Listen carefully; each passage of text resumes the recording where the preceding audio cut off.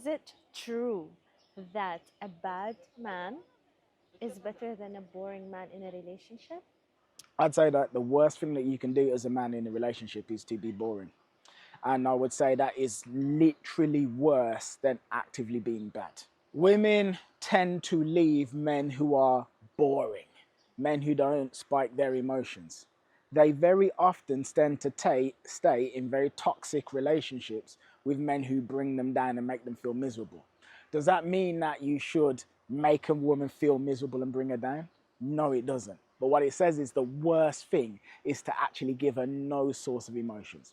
Why? Because a woman I once knew said to me that women tend to be very emotional creatures.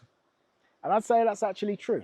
The mind of a woman, from what I have seen, and like in my time coaching, very geared towards emotion. They like to feel highs and lows. They like to laugh. They like to be curious. They like to be angry sometimes. Sometimes they like to be sad.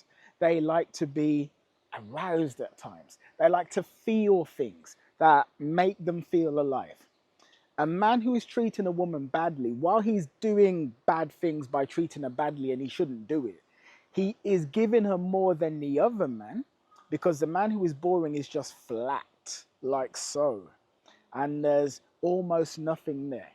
So we hear this thing about like masculine polarity, and there's the feminine energy and masculine energies, and they're kind of different, but opposites attract, and it creates this almost magnetic force between them. But the man who is boring is literally giving nothing. There is nothing there whatsoever. And women hate that guy. But like I said before, we'll often stay with the man who's treating her badly. So what do you do as a good man? How do you create the thrill that might come from being with the bad boy, but without actually treating her badly? Well, you got to have more fun with the woman and more adventure. So part of spiking emotions is to be unpredictable and to do cool, fun, and exciting things together. That's part of it. Another part is to have, let's say, an exciting, intimate time together.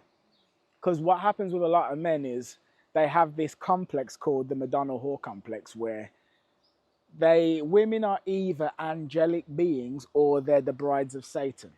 And then when you get with a woman, she has to be this angelic being. But the thing is, women deep down are all actually kind of brides of Satan, i.e., they have carnal needs and desires inside.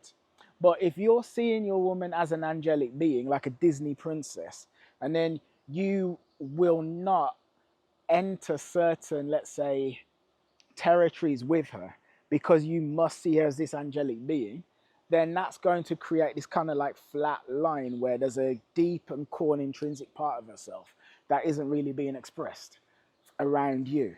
And she's feeling less alive, less passionate, less, I forget the word, but she's feeling less of something anyway. Less desirable. Desirable, yeah, less sexy, less, Love. yeah, less loved, less electric.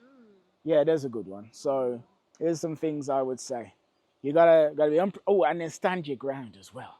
Stand your ground, because the man who's treating her badly, he's standing his freaking ground.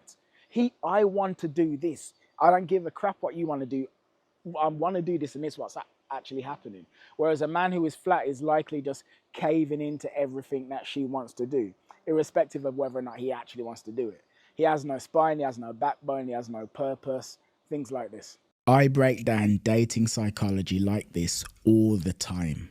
Follow now so you don't miss out on game that most guys never get to hear.